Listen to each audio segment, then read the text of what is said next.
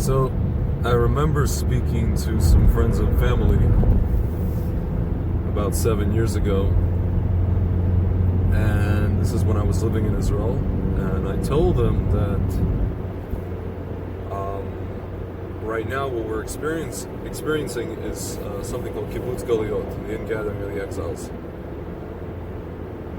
And I explained, how do we know that? We know that because we're seeing, everywhere you go, different places in the Western world, we're seeing Jews being attacked. And at that time, actually, America, in 2012, Jews were not really being attacked, right?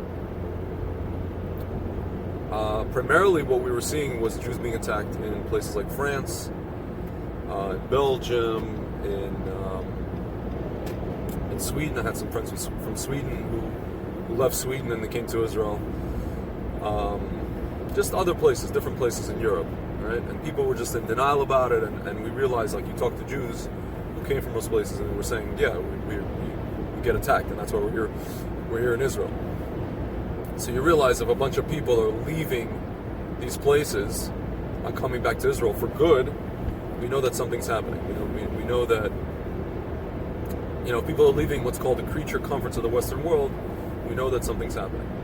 So now I turned my attention, at that time, attention to America, and I said to friends and family, I'm like, from a what's called hashkafic perspective, from a Jewish philosophical perspective, America is the last gullus. It's going to be the last vestige of exile. And somebody in my family asked me, like, so how do you see this? How do you see this ending? What, with pogroms? With like a Holocaust, God forbid? No, it's not going to be that way. Because this person told me, listen, this is not the first time I heard this. I heard this before and since then, that America, you can't compare America, for example, to Germany. America does not have a homogeneous population. Not everybody's just, one, so to speak, one race or ethnicity looking for, global supremacy. Nobody's here looking for like the American Reich, or the Third American Reich, or whatever it is. America is a place where people from all walks of life, different, so to speak, shapes and sizes, colors, creeds, religions. It's a place where everybody comes. So this person's argument was, well, you can't. How could a place like this? How can you have people hating the Jews en masse? Right? And my response was, you're right. It's not going to be en masse. It's not going to be the entire population of America. In fact, 70% of people, let's say, if you poll them and you ask them about Jews, what do you think? How do you feel about Jews? They'll say, like, we're cool with them. We're cool. We love Israel. We love Jews, etc., etc. But the thing you guys forget is the fact that, first of all, there's something called if somebody's a threat to your safety, it doesn't matter how many people there are. It doesn't matter what the percentage is. It's still a threat to your safety. If you're living in Chicago, New York, or Miami, or LA, and somebody's coming into a shul and just into a synagogue and just shooting it up, whether it's a Reform, Conservative, Orthodox, whatever it is, what does it matter if 80% of the people in the country support you when someone's attacking you? The second component of that is, always remember, friends, and we see this today with everything that's happening in the political sphere, with the resurgence of, actually it's not really resurgence, it's just the emergence of the left-wing extreme, and also the right-wing extreme, but left-wing extreme has been going at it for a while. We see that anything that's marginalized, anything that's in the margins, can easily become the mainstream, can easily gain prominence. You look at somebody like a Hitler. First he started out with 5%, then he started with 20%, and eventually, conditions turned in his favor, and he came to be in power, and then the rest is history, unfortunately. as far as what's happening today in America, you have to look at it from a lens of kibbutz galiot, from a lens of ingathering of the exiles. I'm looking at today's march, today's anti-Semitism march, and I noticed that the organizations and the people that are coming out for this march. And it includes people, I would say people who are not exactly connected to either Torah or mitzvot, right? Either the Torah observance or the commandments, or people who are not exactly connected to the mission of the Jewish people in the land of Israel. You look at organizations that are organizing this. You're talking about AD, Anti-Defamation League, UJA. I think there's a couple of other organizations. I think it was like Jewish Federations North America, JCRC. I don't remember. There's a couple other organizations. I looked at the list, with the exception of like Simon Wiesenthal Center. Most of these people are, for example, when Bibi comes out, or somebody in the government, Israeli government, comes out and says, we're going to annex Judea and Samaria, these people are up in arms. So you understand that these are people who are, so to speak, not really connected to the mission of the Jewish people, especially in the land of Israel, or to the spiritual mission, right? So these people are coming out, and think about this. They are subtly woken up to the fact that they're Jewish, and they're exclaiming and they're proclaiming that they're proud to be Jewish. So now the question you have to ask yourself is, what does that mean to them, right? But you know what? If nothing else, even if it doesn't mean Torah, mitzvot, the entirety of the land of Israel, Judea and Samaria, what have you, Jerusalem, even if it doesn't mean those things, at least these people are waking up to who they are, and maybe, just maybe, they're going to start actually exploring what that means. One hopes. Right? So we have to look at it from everything that's happening right now from a perspective, from a deeper perspective, not just, oh my God, somebody's attacking us. We're gonna just we're gonna rise up in solidarity. We're gonna march, and no one can. We're not gonna let anybody attack us. La la la. All these wonderful things.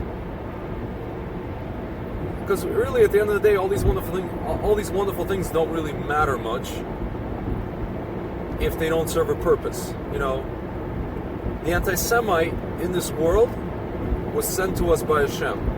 He serves a purpose in this world. He serves a purpose to keep us on our toes, to let us know,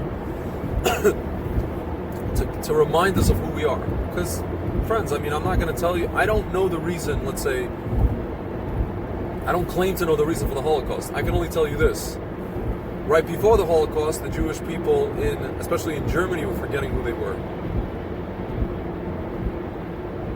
Every time, if you look at something like the Dreyfus affair, Dreyfus was saying, like, I'm a loyal citizen of France, right? I'm a loyal French soldier, military man. How can you question my loyalty? Right now, today, for example, we have Ilhan Omar. She comes out and she says, well, she accuses the Jews in America who are in Congress and all these places to a dual loyalty. So left-wing and right-wing people came out and said, I remember watching this one woman. She was in the army or the Marines. She was an officer for years, a career military person, Jewish. And she came to Congress and she said, well, how dare you, accuse me of dual loyalty? I served in the military of the United States and la la la. The point is, friends, is that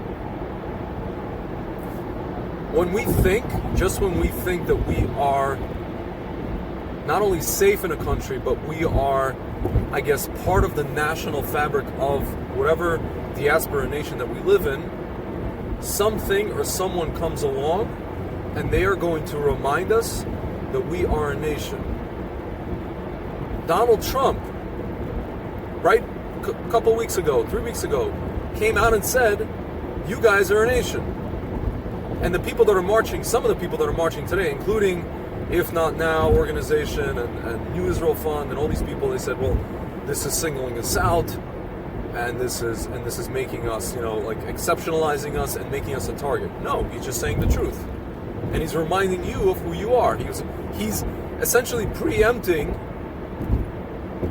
what our enemies would do. You know, it's kind of like you get the in the Torah there's a concept called you get the medicine before you get the disease. Trump is the medicine. Trump is doing what he's doing is giving you the medicine before you get the disease. He's telling you that you are a nation. And now, finally, all these left-wing people are realizing, oh, maybe we're a nation. Maybe we're proud to be Jewish. You know, I just saw a tweet from American Jewish Committee. That's another organization. That's another one of these guys, yeah, right? They posted on Facebook. A woman said, "Yeah, today I'm going to be marching, and I'm gonna wear a T-shirt that I got in Israel. You know, proud something along the lines of proud to be Jewish, and then I'm gonna wear my Magen David that I got some 80-year-old woman a Magen David that she got on her bat mitzvah. It was the first bat mitzvah in Staten Island. This is how these people connect to their heritage, right? They're in America, but now all of a sudden they're waking up. So you could say, wow, all of a sudden these people are waking up. You can mock them. You can say, wow, you know, how cute, you know? But you know what? If that's what it takes for people to wake up, for all these neshamas, for all these sparks to come back, as it were, you know, as our Hasidic masters talked about, all the sparks, and if that's what it takes for all the klipot, you know, there's a couple of rabbis, I forget their name, they were saying how Donald Trump, he's the klipot crusher. The klippas in Kabbalah, in Kabbalistic terms, are what's called, they're husks. The direct translation is husks. These are things that attach to us, things of spiritual impurity that attach to the Jewish people in the galut, in the exile. And so now all these things you guys are seeing, you know, you guys are wondering, oh my God, we're being attacked and this and that. They're for two purposes. For the people that, you know, for all of my friends who are Orthodox, and for you're praying for rebuilding Jerusalem, or rebuilding, you know, going back to Zion. My friends, I mean, it's never been easier. It's not easy. It's not that easy, but it's never been easier in the time that we live in today. And for the people who are not so connected, you know what? All the stuff that's happening is it's waking people up. It's waking people up to who they are.